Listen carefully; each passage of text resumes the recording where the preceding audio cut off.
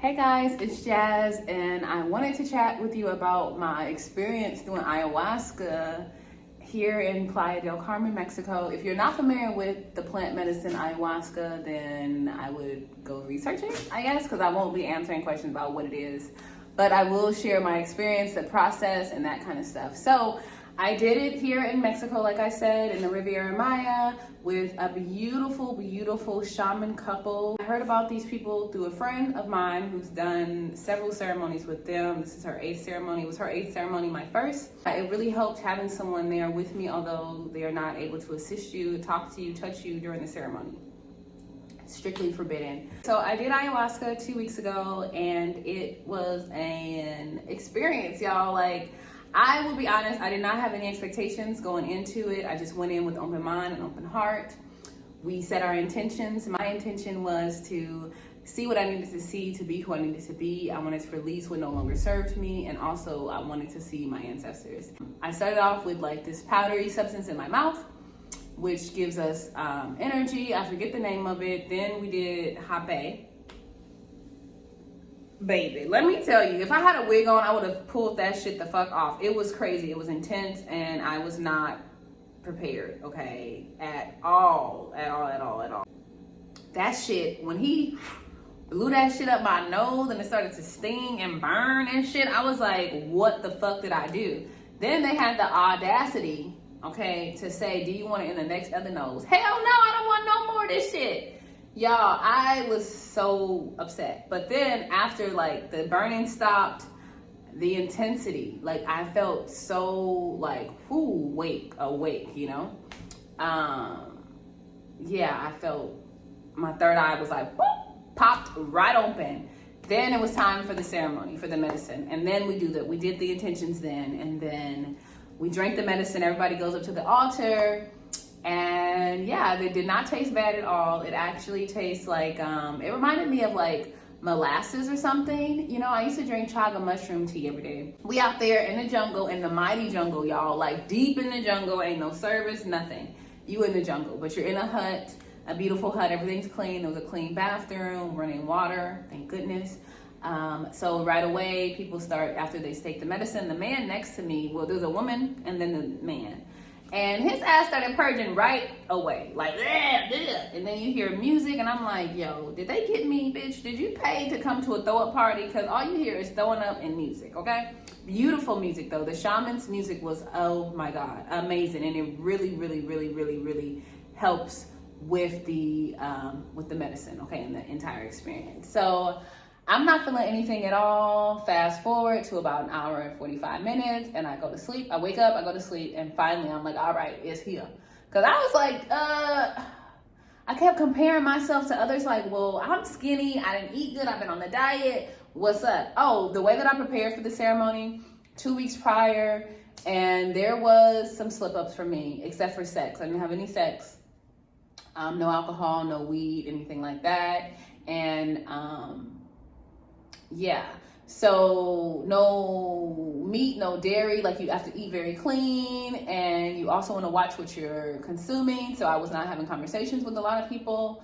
I was on the phone a lot. I wasn't on social media hardly. I really was being mindful of what I was consuming all around, because I did not want it to have a negative effect on my experience and my trip. And one of the things that I was a little bit like concerned with was having a bad trip. People talk about that, like seeing demons and thinking they're dying. And I asked my spirit guides, you know, like for guidance with that. And they were like, girl, do not worry. You're not an evil spirit. You do not have any evil spirits. You're pure. You're love. You're a good person, you know, so don't worry about that. And that was assuring for me. So, yeah, the first cup, the first dose, once I felt it, I was like, ooh, I feel it, right? And so I was like I would cry, and I was trying to wipe my face, and I was just like, you know, but not like date rape, drug or nothing, just kind of like everything felt very intense, you know, and that's what was expected. She told us that. And then I started to cry a lot, and I was just like, felt very lonely and alone in the world. And, you know, I was like, why is it that I don't feel loved by other people in my life? You know, why do I feel that like I'm not getting the expressions of love that I need, right? And Spirit was telling me that it's important for me to pour into these relationships with others and to let people know what I need, and that people see me as this strong woman that doesn't need anybody. And I was so upset about that, because I'm like, that is not true, you know? I get that people think I'm brave and bold and all this shit, and I left America and I live abroad and I'm solo and all this shit. But like, I still am very sensitive, and I need love and I need close relationships. But it also reminded me that I was not bad for feeling those things and desiring that, right? It was like, stop shaming yourself for wanting love. Stop shaming that is the purest emotion and the purest thing to desire. It's nothing wrong with that. It doesn't make you needy, it doesn't make you a user, it doesn't make you any of that shit. So cut it out. Also told me that the people that closest to me that I'm desiring these things from do not know that I desire these things, and so it's important for me to tell them. That came up.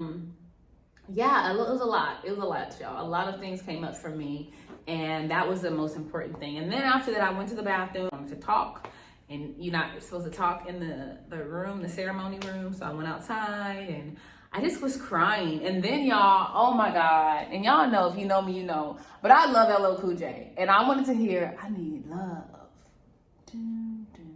When I'm alone in my room, I feel it. Wait a minute, because I know I sound like LL Cool J, and they're going to be like, copyright infringement. So I don't need none of them little copyright claims. But yes, I wanted to hear I Need Love by LL Cool J so badly, y'all. Like, Shamans, I got a request. Can y'all please play LL Cool J I Need Love? Ma'am, no. But yeah, that was one of the highlights. Very eye-opening, very, very, like, it was like it told me to change my middle name to Love and just focus on love. Like, that was it. It was real. That message was very clear to me. And it was like, go home and spend time with your family, spend time with your cousin, spend time with your cousin's son, spend time with your cousin's son's son, right? That was like a very clear message for me. It was like, you can continue your lifestyle, but make time to go really spend quality time with people, right?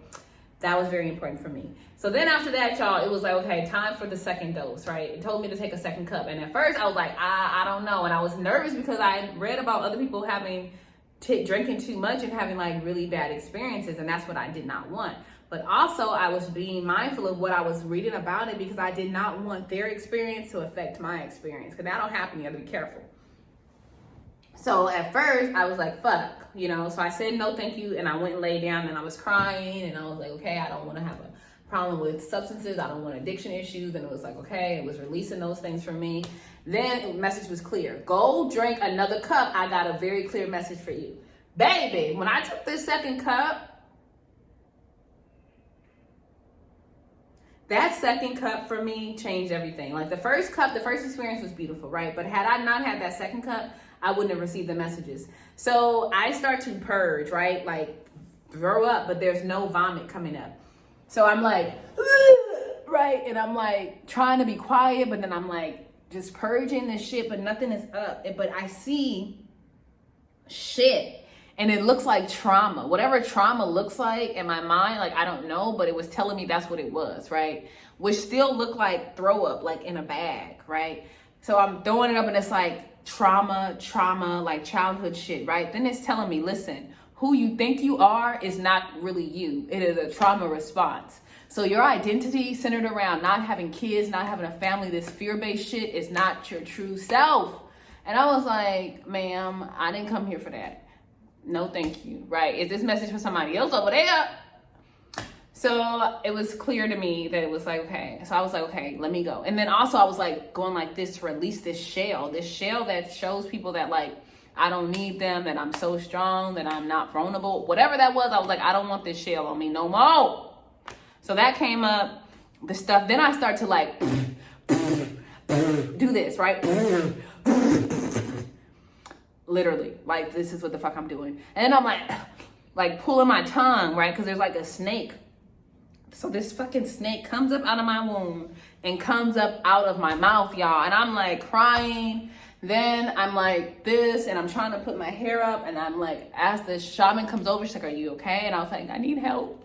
Please help me. Which to me, you guys, is very significant to me, because I do not ask for help. I feel very uncomfortable asking people for help. I do not like it. If someone offers me help, I do not want to accept it. And when I do accept it, I play this message over and over in my head that I'm being a burden, that it's, you know, that I'm inconvenient, all that shit.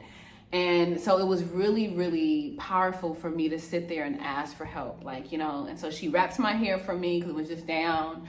And later the next morning, we had a conversation about it in the circle. And she was like, that was so beautiful. Thank you for allowing me to have that connection with you. I've never experienced that before in ceremony, and it was very beautiful. The shaman had locks too. So that to me was very powerful because like I said, I don't ask for help, y'all. And I had an experience yesterday that made it full circle for me. But that was that. So after that, like, it told me that I was supposed to fucking, like, I was missing out on my assignments of being a mother. And I was like, bitch, what the fuck you talking about? Ayahuasca? Everybody know I don't want no kids.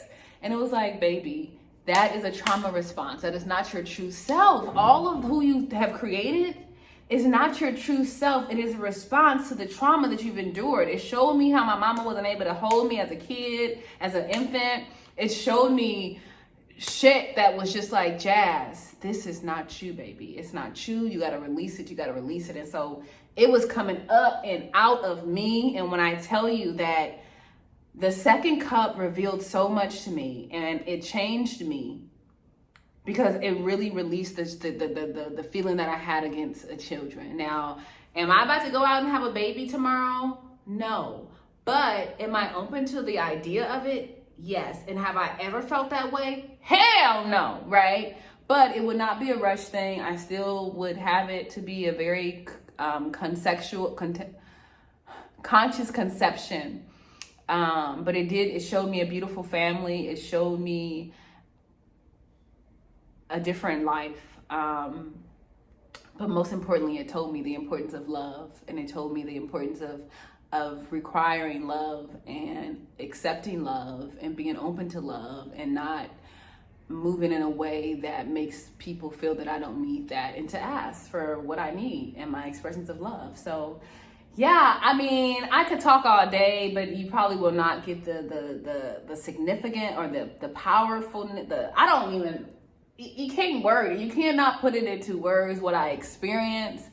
I will say that if you were called to do ayahuasca, and it's brought to you and you have the opportunity, yes. If not, if it's something that you feel that you're not ready for, if you're very fearful of it, if you're like, hell no, I would never, that sounds shady, that sounds sketchy, then it probably is not for you. And you don't want to go into something with that type of mindset. So I will never ever try to convince anybody. All I can do is share my experience with it. If any of my friends or family want to do this and want to be guided or helped, like go with you, I would do it again. Overall, great experience. Again, just a recap, I had to prepare for this through a diet of clean eating, clean thinking, and everything else. No sex, no dairy, no meat, all of that. The process was about, we got there at 5, we left the next day around 12. So it is an overnight experience. It is in the jungle. I would only use shamans that you trust and that you know, and that you have other people that have gone to them shamans. Be very careful now, because people go out and they do these medicines and they do it once or twice and then they want to become a shaman. Like, be mindful of the people that you sit in this circle with. The people that I was with was absolutely fantastic. The music was absolutely beautiful. The music was so intense that when they stopped the music, I was calling out for more music. Like, please, I need this music. The music was medicine. Ayahuasca is a very powerful plant medicine, and I'm forever grateful. I'm really grateful for my journey of healing, and that I have access to these things, because I'm thinking about people in my family who do not. So yeah, that was my experience with ayahuasca. Very, very powerful. I am very grateful for the weight that has been released, the trauma that has been released. My eyes are different. My vision is different. How I engage with people has changed. How I engage with children. And it also told me to spend more time with babies. Y'all, I don't be doing that shit at all. So again, very, very life-changing experience. I am forever grateful for this. And yeah, if you have any questions, feel free to leave them below. But yeah, I'm gonna leave this video as raw and as uncut as possible. And thank you guys for listening and for allowing me to share my experience with you. Wishing you nothing but love and peace and positive energy throughout the end of this year and going into the next year. And I hope that you find time to spend with your family and your loved ones and people that make you feel good. I know that people have a lot of negative connotations when it comes to holidays and their family, but at the end, it's all love. Everything is centered around love. And if that is your intention with things, you'll enjoy yourself and you'll get your return. So that's all I have, guys. Thank you so much for tuning in. Peace. I'll catch you next year. Actually, I'll have videos throughout the year. I may do Vlogmas. Let's do Vlogmas, bitch. What's up? Peace.